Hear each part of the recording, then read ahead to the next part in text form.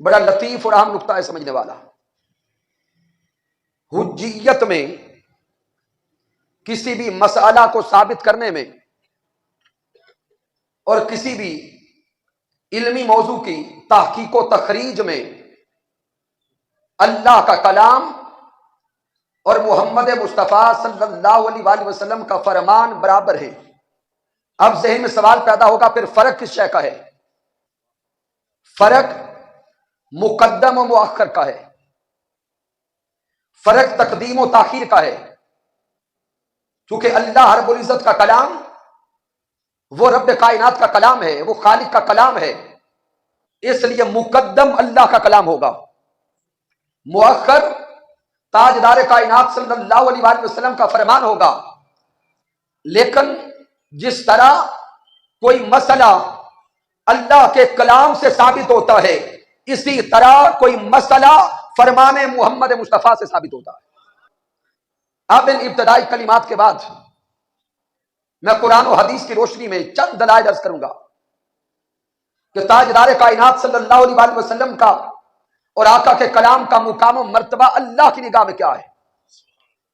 کہ رب کائنات نے فرمایا وما ينطق عن الهوى ان هو الا وحی یوحی.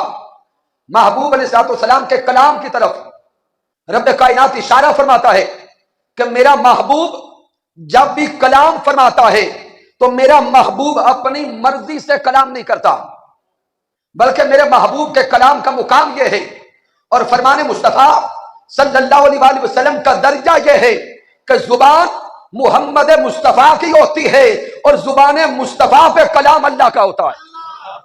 سامعین محترم، چونکہ علماء کی کثیر تعداد ہے اس لیے میں آیات کریمہ کی زیادہ تفاسیر کی طرف نہیں جاؤں گا، وقت بھی بچاؤں گا اور نکات آگے تیزی سے دیتا جاؤں گا. پھر آگے سورۃ النساء کو پڑھیں.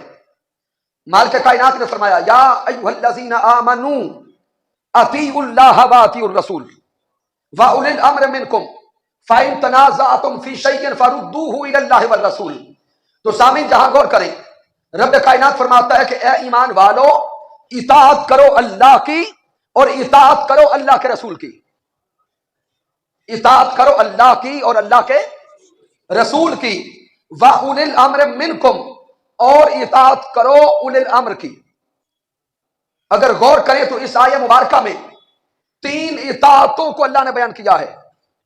ایک اطاعت اللہ کی ہے، دوسری اطاعت ذات مصطفیٰ صلی اللہ علیہ وآلہ وسلم کی ہے، تیسرا واو عاطفہ کے ساتھ رب کائنات فرما رہا ہے کہ اطاعت کرو اولی الامر کی.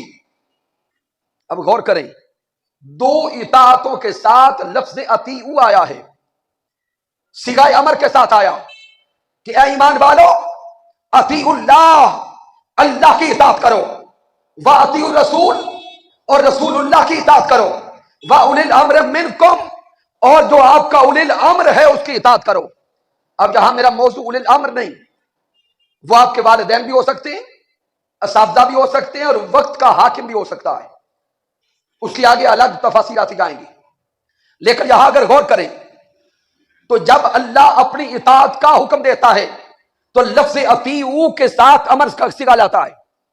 پھر جب رسول اللہ کی اطاعت کا حکم دیتا ہے لفظ اطیعوا کے ساتھ صیغہ امر لاتا ہے، اور جب اولی الامر کی بات آتی ہے تو لفظ اطیعوا نہیں آتا، واو کا عطف ہوتا ہے.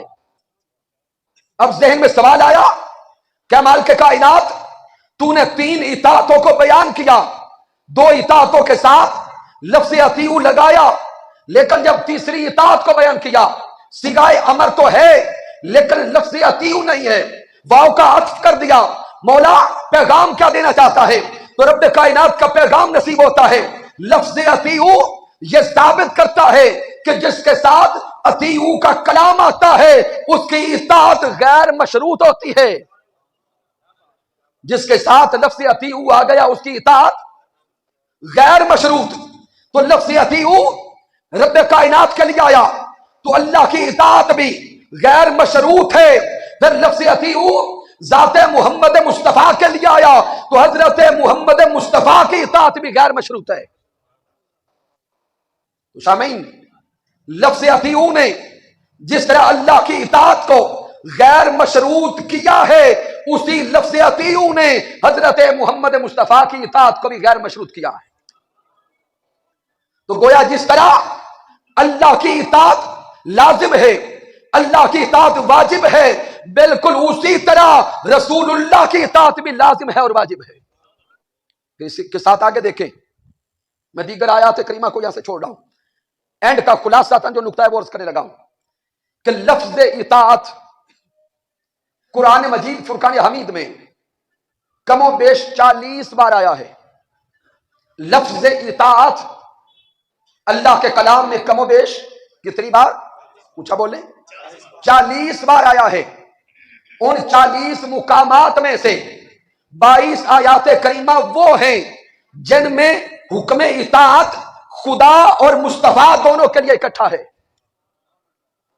40 مقامات میں سے 22 مقامات وہ ہیں جہاں پہ حکم اطاعت اللہ اور رسول دونوں کے لیے، بولیں گے، اکٹھا ہے۔ 40 سے 22 نکلیں تو پیچھے کتنے بچے؟ اونچا بولیں گے 18۔ آپ کا ایمان تازہ ہوگا اور حجیت حدیث ثابت ہوگی کہ باقی 18 کے 18 مقامات پہ حکم اطاعت خدا کے لیے نہیں ہے بلکہ محمد مصطفیٰ کے لیے ہے۔ یہ لفظ اطیعوا تاجدار کائنات صلی اللہ علیہ وآلہ وسلم کے کلام کا غیر مشروط ہونا ثابت کر رہا ہے۔ اب 40 مقامات میں سے 22 مقامات پر لفظ اطاعت اور حکم اطاعت اللہ اور رسول اللہ کے لیے اکٹھا گیا۔ 18 مقامات پر جب اللہ نے اطاعت کو بیان کیا، اطاعت کا حکم دیا، تو اللہ نے اپنا ذکر نہیں کیا بلکہ فرمایا ہے کہ میرے محمد کی اطاعت کرو، جو محمد مصطفیٰ کی اطاعت کرے گا وہ رب کی اطاعت خود کر لے گا۔